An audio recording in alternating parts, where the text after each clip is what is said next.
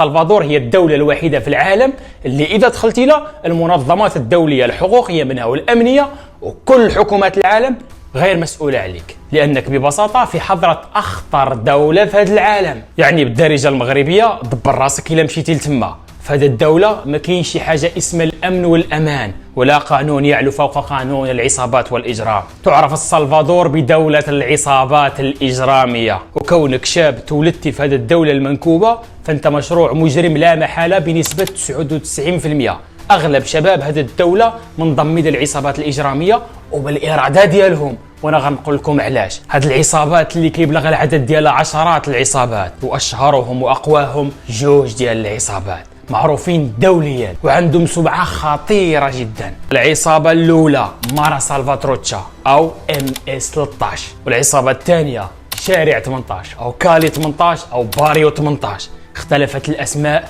ولكن الجوهر الإجرامي واحد. عصابات إجرامية متعددة الجنسيات والأعراق. كانت البداية ديالها في الولايات المتحدة الأمريكية، ومن بعد ما راكموا خبرات كثيرة لعشرات السنين رجعوا للوطن الأم ديالهم اللي هو السلفادور، وبداوا يفسدوا في الأرض ويظلموا في العباد. وربي سبحانه سرد لهم حاكم من أصول عربية دار فيهم الرعب، ودار أكبر حملة تطهير للعصابات في تاريخ هذا الكوكب، وسبحان الله كان بمثابة عقاب لهاد الوحوش البشرية. وانا غنقول لكم كيفاش وعلاش. خوتي هاد الحلقة عامرة بجرائم ومخدرات وسجون في أوضاع إنسانية مزرية في عالم خانز وموسخ، ولكن هادشي واقع وكيوقع كل نهار. اليوم غتعرف علاش السلفادور هي أخطر دولة في العالم، وعلاش تسمات ببلد العصابات، وعلاش كل دول العالم بدون استثناء كيحذروا المواطنين ديالهم من السفر للسلفادور. وشنو قصة هاد الصور اللي منتشرة مؤخرا بزاف في الانترنت؟ واش جاب واحد عربي لرئاسة هذه الدولة المنكوبة؟ المهم إخواني أخواتي، هذا تقرير حول عصابات السلفادور، عالم ثقافة الجريمة المنظمة بامتياز. على بركة الله.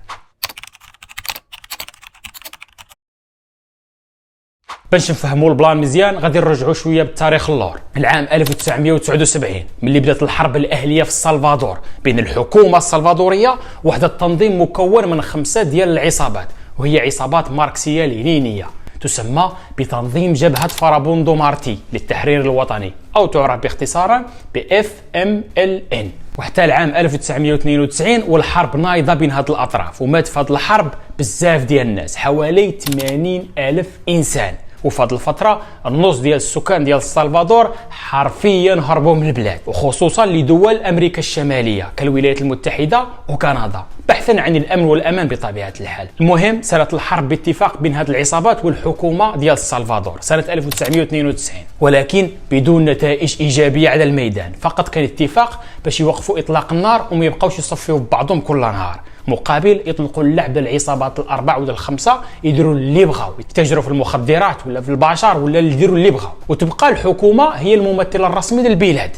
هذا من جهة، ومن جهة أخرى نرجعوا لديك آلاف السلفادوريين اللي هاجروا للأمريكان هروبا من الحرب طلبا للأمن والأمان. في الأمريكان ما قدروش يتأقلموا مع الوضع واتجهوا للجريمة بشتى أنواعها، وغيأسوا عصابات خاصة بهم وبداو العمل ديالهم في الأمريكان في الإجرام، اقتداء بالعصابات اللي كانت معروفة في الأمريكان ديك الوقيته. المهم الحكومة الأمريكية غيطلع على الزعف في الراس وشبرت حوالي 60,000 سلفادوري من أعضاء هذه العصابات ورحلته نيشان للسلفادور، ودارت لهم سياسة ادفع اللي ما فيه نفع. وهاد 60,000 مجرم طبيعة الحال ما غيتوبوش ويتبعوا طريق الله، وإنما أسوا فروع للعصابات ديالهم وبداوا العمل ديالهم في الممنوعات داخل السلفادور، ولكن بخبرات أمريكية عالمية في الجريمة المنظمة. وهنا ولا عندنا في السلفادور جوج ديال الأنواع ديال العصابات القديمة اللي دارت الحرب مع الدولة، وزيد عليهم هاد العصابات اللي ترحلت من الأمريكان.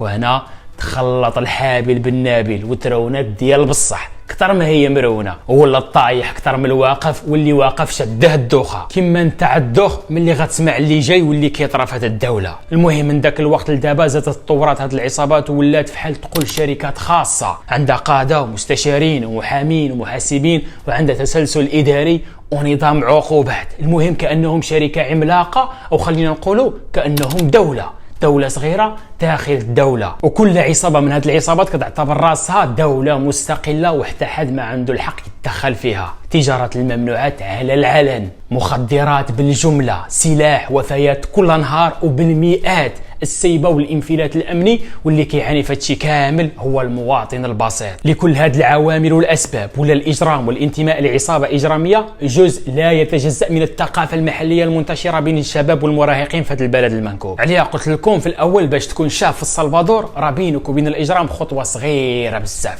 ملي كنقول الشباب هنا ما كنقصدش غير الذكور، حتى الجنس اللطيف راه داخل معاهم في المعمعه، وحتى هما جزء لا يتجزا من هذه العصابات، وكيكون الهدف ديالهم غالبا تهريب الممنوعات وترويجها والتجسس وجلب وايصال المعلومات. فاذا قدر الله مشيتي للسلفادور وبانت لك شي دريه كتشوف فيك، فما تظنش انها معجبه بك، فرد البال وما تكونش ساذج وما تكونش بوهالي. الفتيات في هذه الدوله أسوأ مما تظن. السلفادور كامله عصابات، ولكن اشهر العصابات في هذا البلد هما جوج ديال العصابات.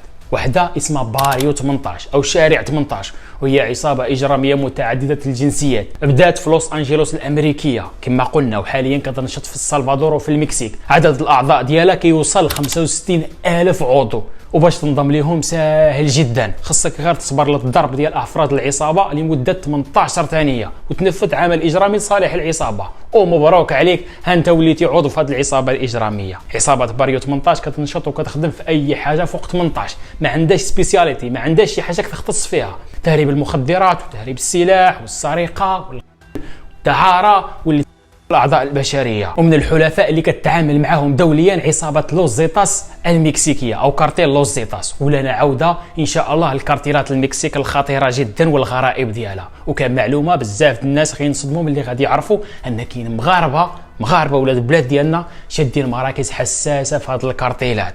المهم حلقات كثيره جايه في الطريق، فاللي ما مشتركش يشترك، واللي في الفيسبوك يدير ابوني. المهم هذه العصابه قويه وعندها نفوذ كبير في السلفادور، ولكن كاينه عصابه اخرى اللي هي اقوى منها، وهي العصابه المسيطره حاليا على جزء كبير ديال السلفادور، والعدو اللدود لعصابه باريو 18، وهي عصابه MS-13 او مارا سالفاتروتشا. وهي عصابه جاي الاسم ديالها من اسم البلد السلفادور، وبدات في لوس انجلوس الامريكيه حتى هي، وكتنشط حاليا في كندا وفي الامريكان وفي المكسيك وبزاف ديال الدول في امريكا الوسطى. ولكن غالبيه الاعضاء ديالها والقاده ديالها من السلفادور، وهي اخطر عصابه شوارع في امريكا الجنوبيه كامله، ومعروفين بالنظام ديالهم، وقالت عليهم وزاره الخزانه الامريكيه انها عصابه عابره للقارات، عابره للحدود، وتقارن بعصابه ياكوزا اليابانيه وغومورا الايطاليه. تخيلوا معايا النيفو اللي وصلوا له في الاجرام باش يتقارنوا مع جوج ديال العصابات اللي معروفين عالميا. من شروط الانتساب لهذه العصابه هو انك تصبر للضرب من اعضاء العصابه لمده 13 ثانيه فقط، وتنفذ عمل اجرامي لصالح العصابه، وها انت عضو في هذه المجموعه. عدد افراد هذه العصابه في امريكا اللاتينيه بوحدها هو 60,000 عضو، زياده على الاعضاء الاخرين اللي كاينين في امريكا الشماليه، امريكان وكندا. والثروه ديالهم تقارن ولا وصلت ل 31 مليار دولار، اغلبها ما جا من الابتزاز وبيع المخدرات. هادو ما عندهم سبيسياليتي خاصه، كيبتزوا الناس وبيع المخدرات، وغالبيه المخدرات اللي كيروجوها مجا من المكسيك ومن كولومبيا. عليها قلت لكم انهم كيتعاملوا مع الكارتيلات ديال المكسيك، والخطوره هاد الناس وصلت انهم جندوا اطفال تحت عمر 14 عاما، تحت 14 عام، ويخليوهم يخدموا معاهم. وللاسف حتى حد ما مسوق لهاد الدراري في العالم كامل، العالم بالو غير مع الدراري واش راهم حاسين انهم ذكوره ولا راهم بنات. المهم هذا موضوع حساس والفاهم يفهم، ولا نعاود ان شاء الله لهذا الموضوع. هادو اهم جوج ديال العصابات في السلفادور، اللي بغى حلقات خاصه بكل عصابه على حده يقول لي في التعليقات ولا عليكم. دابا غنمشيو للموضوع عنده علاقه بهذه العصابات وكيهمنا حنا وعنده نوعا ما علاقه بينا، وهو الزعيم او الرئيس السلفادوري الحالي، واللي هو واحد الشخص اسمه نجيب ابوكيلا. عربي كما كيبان من اسمه. هاد نجيب هو رجل اعمال من اصول فلسطينيه، وابن واحد رجل اعمال معروف كان مسيحي واعتنق الاسلام، ومن بعد بدا كيبني جوامع ولا فقيه في واحد الجامع من الجوامع ديالو، الله يثبتو. ولكن هذا ابنه ما خرجش في حاله. نجيب ابوكيلا الرئيس الحالي لدولة السلفادور، واول رئيس يعنى الحرب المباشرة على عصابات الجريمة في البلاد، حيت حتى شي رئيس من قبل منه ما زعم يحارب هذه الوحوش البشرية. واول حاجة دارها هو انه اعطى الحق للقوات السلفادورية باش يستعملوا الرصاص الحي او السلاح المميت ضد هذه العصابات. هو اول رئيس هياخذ قرض قيمته 209 مليار دولار خصيصا لدعم القوات ديالو في الحرب ديالها مع هذه العصابات. يعتبر ديكتاتور 100% نظرا للعنف ديالو في هذه الحرب، وبيني وبينكم ما غينفع مع هذه العصابات الا واحد فعل هذا، الديمقراطيه عندها ناسها، اما هادو هادشي اللي يصلح لهم. نجيب تزاد في عام 1981 في مدينه سان سلفادور، وبما ان باه رجل اعمال فحتى هو بغى يولي بحاله، ولكن في 2012 اتجه للعمل السياسي، ومن بعد فقط 7 سنوات قدر يولي رئيس البلاد والرجل الاقوى في السلفادور. واول ما دار ملي ولا رئيس هو اعلان حاله الطوارئ في البلاد، وعطى الاوامر ديالو باش يتعتقل اي واحد شك فيه انه كينتسب لشي عصابه اجراميه.